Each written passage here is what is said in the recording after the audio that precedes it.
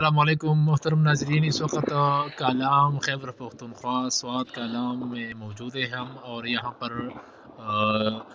برف کے جو بڑے بڑے گلیشیر ہیں وہ آ چکے ہیں، اور سارے روڈ جو ہے وہ بلاک کر دیا گیا ہے۔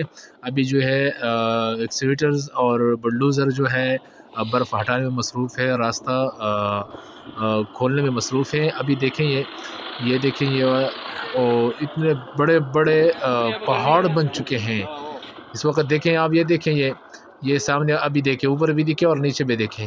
یہ ابھی میرے خیال میں 2 دن یہاں پر ایکسیویٹر نے کام کیا ہے، اس سے یہ بہت زیادہ کم ہو چکے ہیں۔